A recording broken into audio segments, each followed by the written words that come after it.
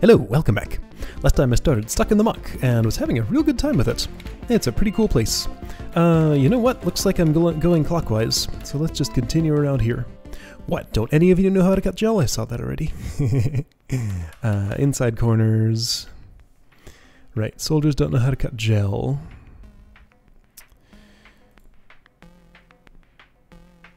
Wait, what? There's a pressure plate there that activates this fire trap, which will blow up those soldiers as soon as that gel is cut.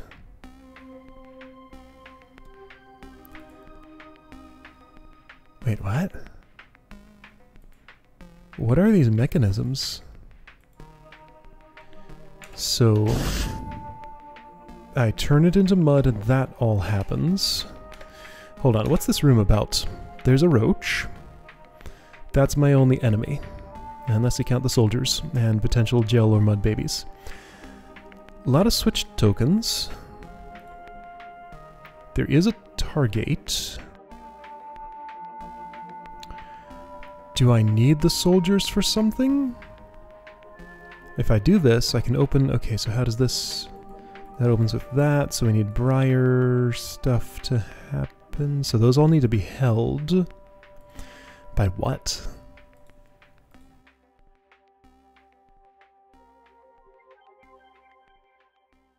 All these weird tar stuff switch tokens here. That's shallow water. Oh, this is isolated. Got it. By mud babies. That's what. Okay, so here's what happens. I step here. Those all become mud babies, none of which can wade in shallow water.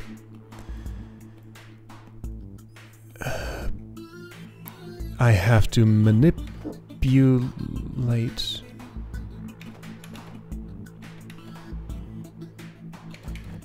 Okay, so this is all just an elaborate setup mechanism so that I have an island full of mud babies. The room could have started in this configuration and none of this would have been necessary.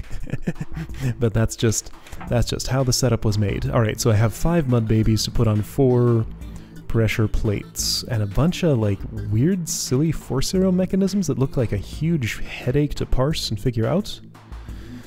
Let's just hope they make more sense in practice when I start messing with the room. So basically I can go around here, move gel babies in one of these directions, and then turn them back into mud, and they're gonna die. Some of them. Like, that's already too many dead. Okay, so that's the puzzle. So, keep them alive.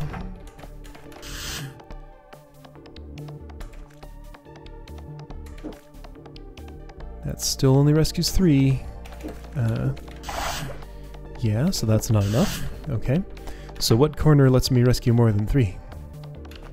Doesn't look to me like any of them would. I can change the way they're spooled up like that, if I want to. Okay, so this one might. So I have 4, I guess. Okay. But now what do you want? Like, why would I have done this? I just killed a mud baby for no good reason, really. Like, okay, they're split up differently now.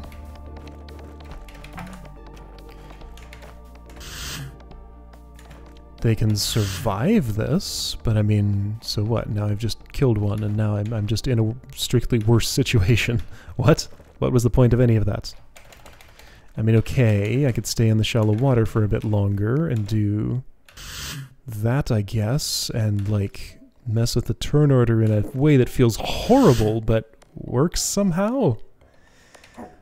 I really do not like what's going on here, but it's, like, happened to work so far. So this thing turns on its own arrow, so as a gel baby, you'll stay there forever unless I step here or here, so as long as I just step there. Okay. Well, you moved. Maybe that's okay. So hi, you're all gel. Okay. But then this issue.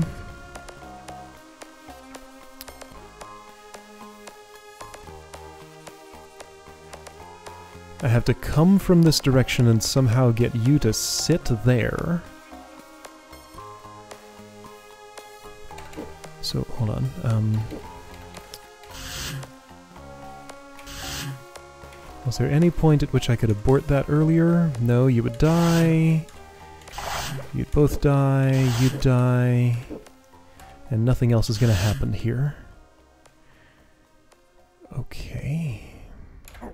So wait, what kind of arrows are where? Force arrow northwest. What does that look like? Okay, so this way and that way. So I guess I can... Wait, and what kind of arrow are you? South. Oh, okay. So now you want me to... Am I supposed to use this? I don't know. Let's see what happens. So this room immediately seems like super worse than everything else I did in this level. I don't like anything about this. What is this? What a mess.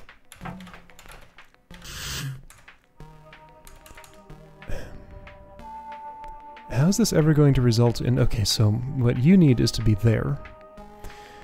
No, that's not true, is it? No, you need to be...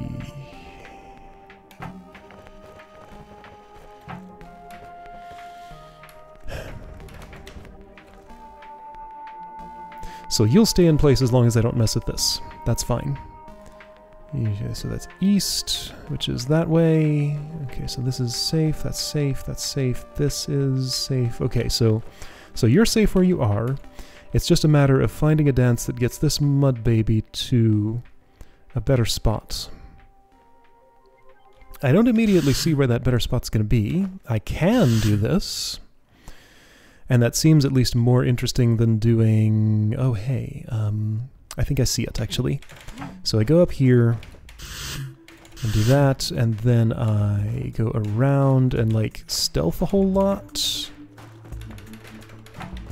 And then while remaining in stealth, I do that, which gets you there. Ah! Wait, what? Okay, that was enough. Nice. So the roach is out. The mud babies are still going to have to die, but I think that's fine. I think I can just step here and they'll die? Basically. Not you, but maybe I can go here? No. Maybe I can go... Hey. It's, okay, so that turned off for some reason. Ugh. So this is a thing, this is the thing that Zendaris does that makes me not like his rooms sometimes. Again, I categorically dislike orb puzzles. This is just, like, why are all these weird, like, bizarrely intricate mechanisms here? Like, it's like, I don't ever want to have to parse stuff like this. Like, the way these are all linked up, and the implications of arrow facing this way, it's on when this is pressed, it's off when blah blah blah. Ugh. Oh, no. I'm glad I didn't run into any real issues there, because I would hate to have to pick that mechanism apart. Like, that's just the opposite of fun for me. Anyway. So one room I didn't like down. Let's hope this one's better. So, I see an adder. I see a bunch of mud. I'm gonna guess you at some point need to eat some of that. That's probably a challenge scroll. Open target, close target.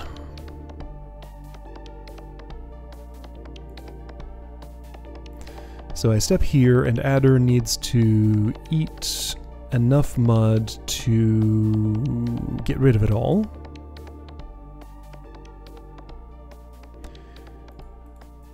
But I do have to step on that at some point because the Adder has to come out and die.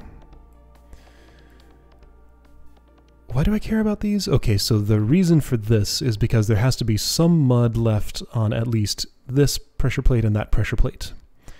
I can use mirrors to encourage the adder to do specific things. Alright, so a minimalistic approach for, like, to have a minimum amount of mud that meets these requirements. I mean, I would certainly remove those rows. So something like that.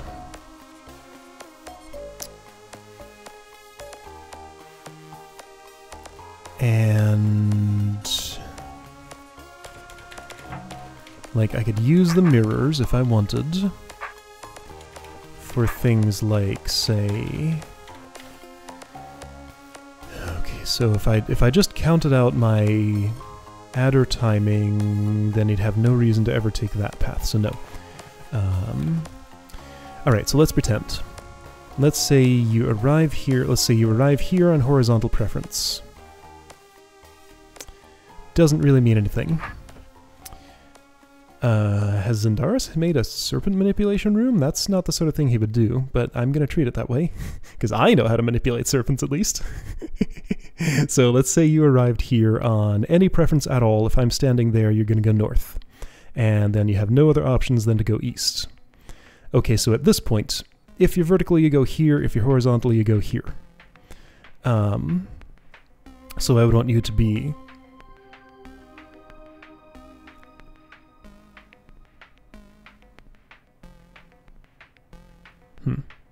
You know, I don't think I want the mud this way.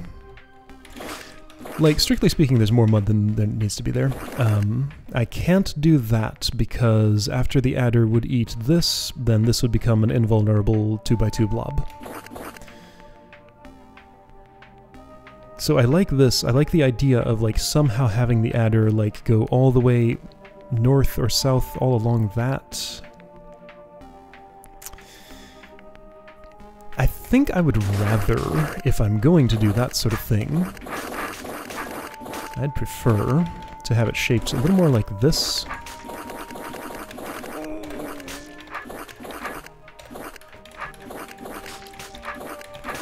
So something like that.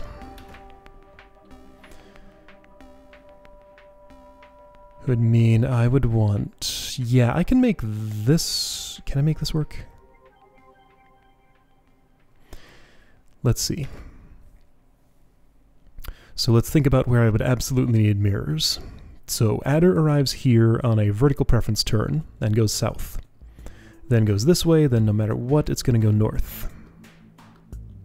Because you don't like going away from me if north is open. Okay, so I would place a mirror there. You'd continue here, and you'd go north. And then, as long as your preference was horizontal, you'd continue all the way through there. Okay, so would that happen? So that's 1, 2, 3, 4, 5 turns of horizontality. 1, 2, 3, 4, so you'd be vertical there, which is exactly what I want. Okay, so all I need is to place one mirror right here and time this carefully. Watch. So let's see what turn you land there on. This is a 13. That's a horizontal preference turn. I want vertical, vertical, vertical. Ooh. Right here you need horizontal, 2, 3, 4, 5. That's fine. Okay, so you need to be switching from vertical to horizontal when your head is here, which means this needs to be a turn ending in 9. 8, 7, 6, 5, 4, 3, 2, 1, 0, 9, 8, 7. Okay, so on a turn ending in 7, I need to step here. Okay, let's see if I've done my arcane invocation correctly. Nope. You're on a horizontal preference. Of course you are. And then you get stuck. Well, you shorten. I mean, okay, let's just see if you happen to dance around the right way. Nope. Alright, so I didn't think about the fact that you would have an open west move there when you're horizontal, so you need to be vertical, so you need to be switching from... Okay, I can rephrase this and it'll still make sense. So you need to be horizontal, horizontal, and then vertical here. Okay, so this needs to be a turn ending in... So this needs to be a turn ending in 4, 3210987654321. Okay, so turn ending in 1. Yeah, turn ending in 1. But then you go north, because I didn't think about that part. Okay, you gonna just do it right anyway? No. I mean, okay, so obvious solution here. Let's just do that. I'll just improvise at this point. I tried to be clever. Still gonna step here on a turn ending in 1. Sure, good enough.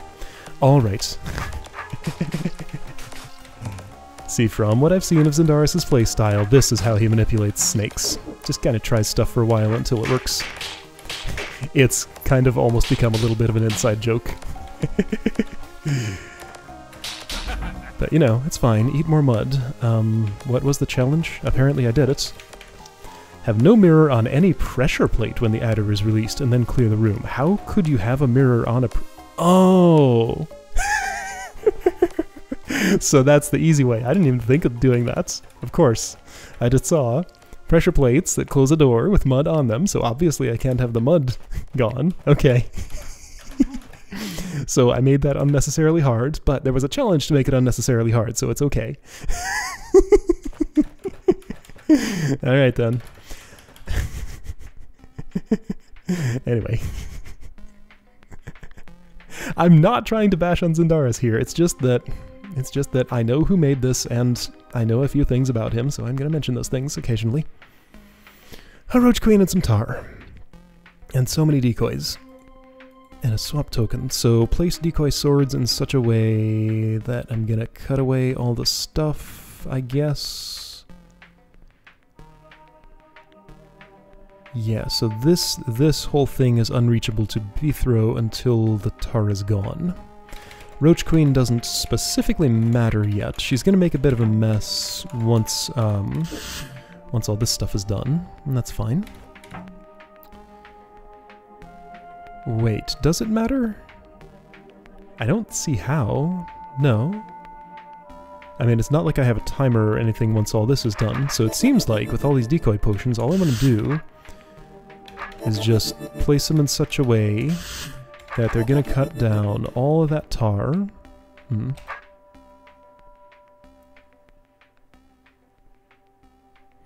Well, that's not exactly going to work. But, like, I can do this all as much as I want, right? Like, it's not like I can only place these decoys. So that'll get me started. I can do more.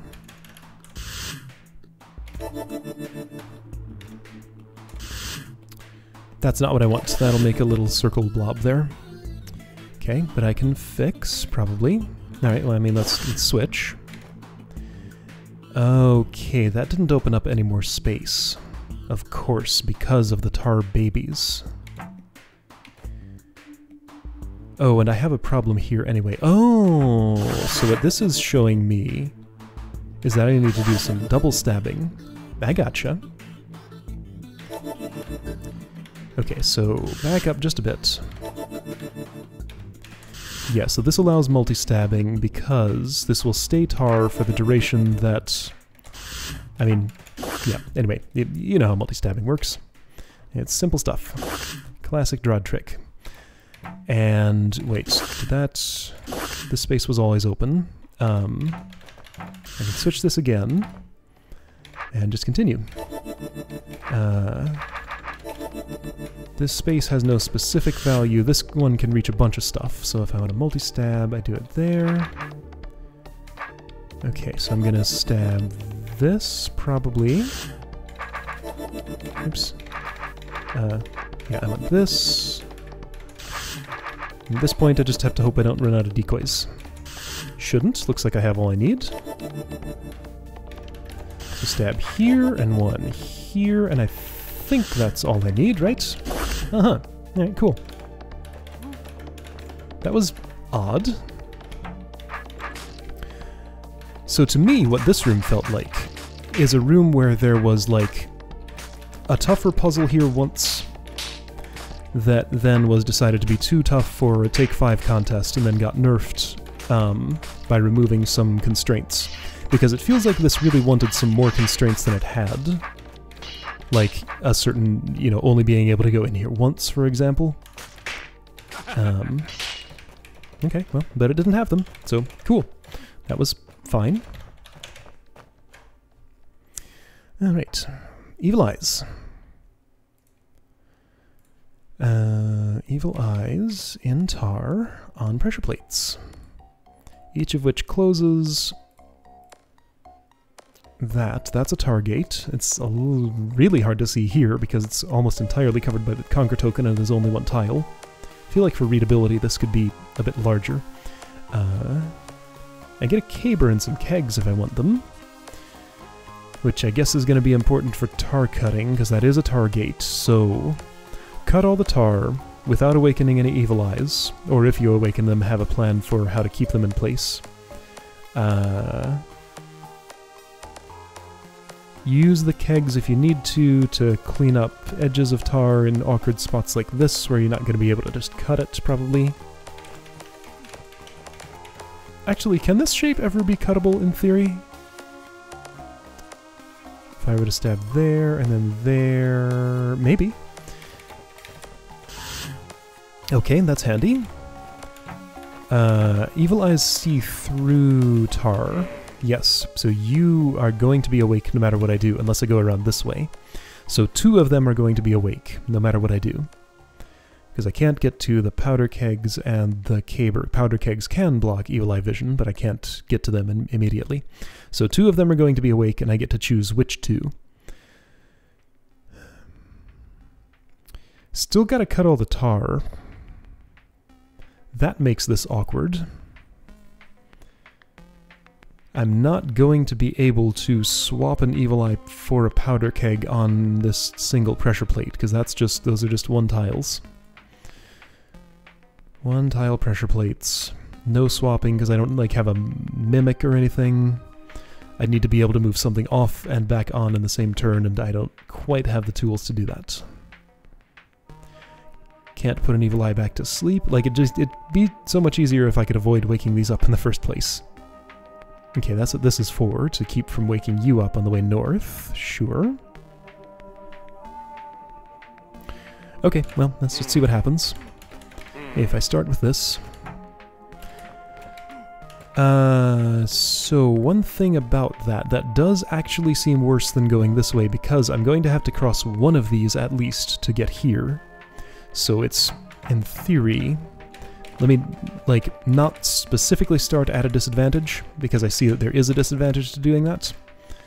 And let's instead take this route. I don't think I need those Evil Eye beams, those are obvious enough.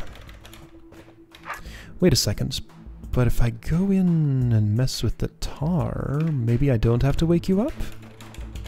Now hang on. Can I just avoid that entirely? I didn't even think about that. So how much tar can I cut without stepping in the Evil Eye beams? I think that's actually what the puzzle is here.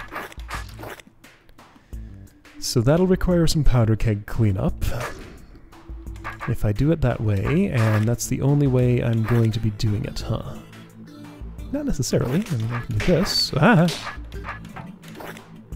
Okay, well that lets me not use a keg there at least. Which sounds better.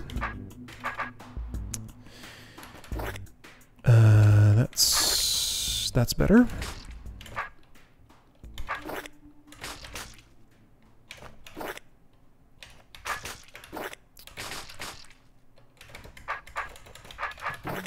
Just kind of minding my tar shapes here. Those all seem fine. That's fine. Okay, so here's where I will absolutely need a powder keg. Or 2. If I use both of those, then I don't have to actually step in any Evil Eye beams, and I can cut everything, I think. Yeah, because I can get around this way. That's what lets me do that. Cool. Except I can't cut that without waking you up. That's unfortunate. And I can't blow it up without blowing up one of you. However, well, I could caber it, but that would just take it off the pressure plate. Was there an alternative to this? No, there's really no place I could cut that in any way without stepping in somewhere in your beam. However, hold on. Here's an alternative. Check it out. Powder kegs can do more than just be blown up. They can also... I don't want to do that. Alright, so now this is a keg shuffling puzzle. It's fine, I can shuffle kegs. So they also block Evil Eye Vision. There we go. So now Swordman can stab this. Good. And again, block Evil Eye Vision.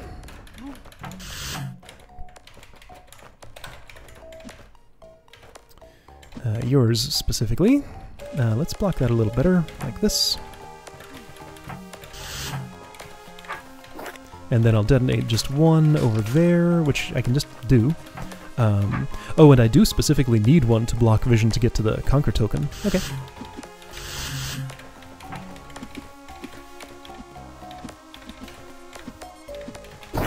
Cool. Squish. Squish. Sploosh. Ah, shoot. Caber combat. A little bit awkward sometimes.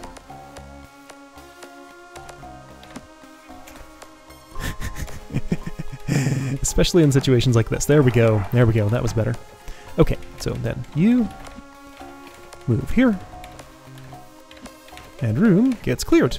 Neat. You get exploded. You get an extra fancy death. There we go. Cool. That was one of those rooms where several times I misidentified what the actual puzzle in it was going to be. Well, I did 4 rooms last time. I did 4 rooms this time. Maybe I should quit here and just do 4 rooms next time and call this done. At a glance, none of these look like they're going to be particularly more of a problem than the other ones. So yeah, just for balance, I think I'm going to do that, even though I could probably keep going here. Okay, cool. Alright, I'll see you next time to finish up this entry.